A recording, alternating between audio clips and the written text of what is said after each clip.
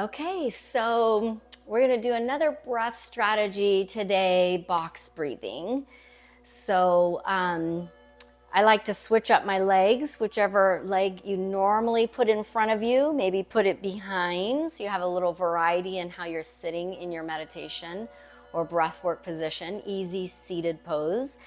And again, having some support under my knees, getting my body upright, but being able to take a breath and relax and come to the space as I get grounded in my sit bones so I can then work on breath work without consciously like trying to sit up straight. So we can just kind of relax when we have that seat propped a little higher than our feet. Okay, so that's kind of how I always like to sit for my breath work, and then I can really focus on my breathing. So we are going to talk about box breath today, and thank you for joining me. Box breathing has been around for a long time, ancient, like forever, and it's a great strategy to really work on this concept of heart rate variability. So with each inhale and exhale,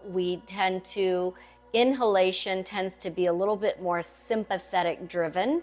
So our heart rate slightly increases, and on the exhale is the parasympathetic rest and digest nervous system, and our heart rate comes down a little bit. So in a day, our heart rate varies all day long in the count that we have.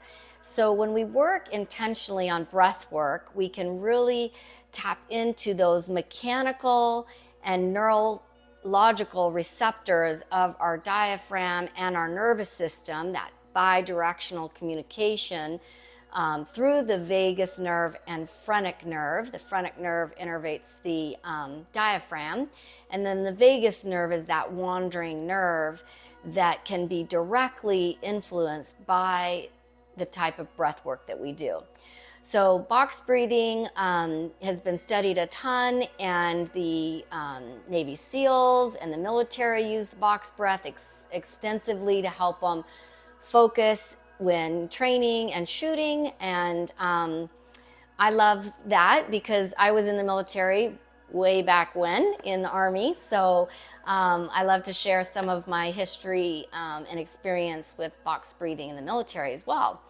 So with that, it's typical to kind of have this 4 count: 4 inhale, 4 hold, 4 exhale, 4 hold. But what I wanted to kind of talk about today is that sometimes if that's challenging for you and you're feeling like, oh, I can't get air because of the retention is too long, or if you feel like it's kind of easy, you might have a higher or lower carbon dioxide tolerance. So there's a study in Stanford with Huberman Lab. I love Huberman, so I don't know if you follow him, but if you don't, it's a great resource. He's got long podcasts, if you don't know, and it goes into extensive detail, but we're not going to get into all those details today. I just want to share this breathwork strategy of box breathing. So our trigger to inhale is actually controlled by our tolerance of carbon dioxide versus our need for oxygen. So there's a carbon dioxide tolerance test that's really easy. You can do it yourself. And how you do that is you take a big inhalation, and then you slowly, as slow as you can, extend the exhalation as slowly as you can until all your air is gone, and you time that. So it's not a breath hold strategy, it's in a controlled exhalation as slow as possible, but there is air leaving the entire time. You're not holding the breath at all at the beginning of the timer or at the end of the timer. So you would take an inhalation, start the timer, and then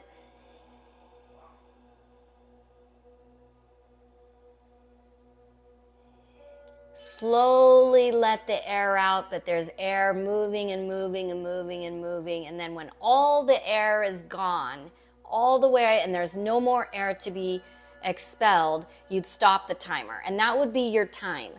And that time, if it's less than 20 seconds, then your box count is going to be 3, 3, 3, and 3.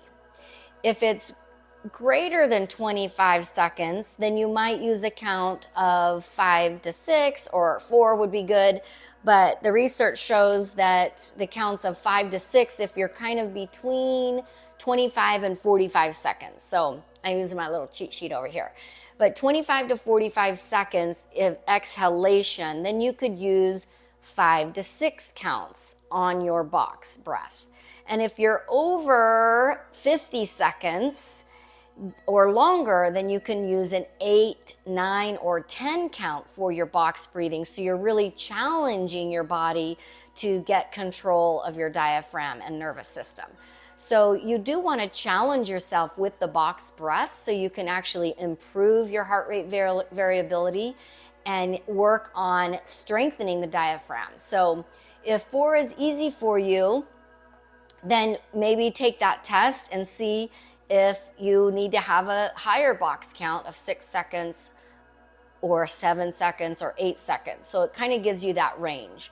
So, and then if 4 counts is kind of challenging for you, you might dip down to the 3, 3, 3 for a while. And then after a couple weeks of consistently practicing the breath work for 2 to 5 minutes a day, then redo your carbon dioxide tolerance test so you can then increase your box count to something higher so you're challenging yourself, okay? So let's go ahead and practice just a 4 count, and then I'll do a 5 count and a 6 count with you today. So to prepare, get comfortable, and you can close your eyes and I'll kind of count with you.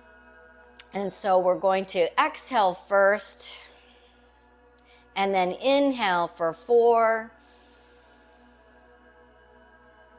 Hold.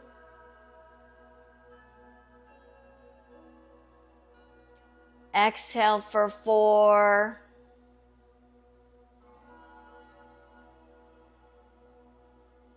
And hold for 4.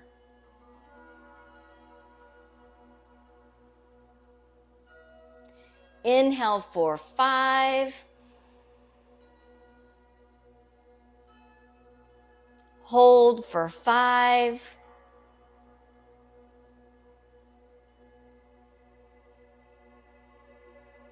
Exhale for 5.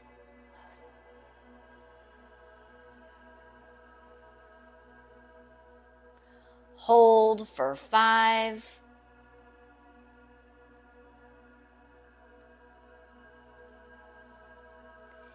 Inhale for 6.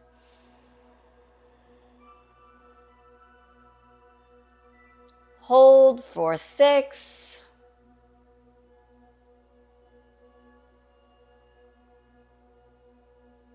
Exhale for 6.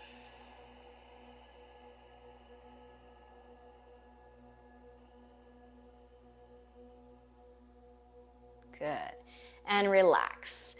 Okay, so rewatch the video, comment, let me know what you think.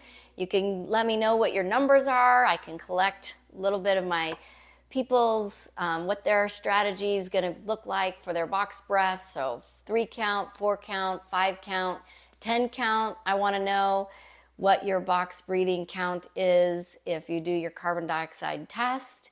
Again, max inhalation for the test. Slow as you can exhalation, but air is leaving the whole time that you exhale, and that's your time.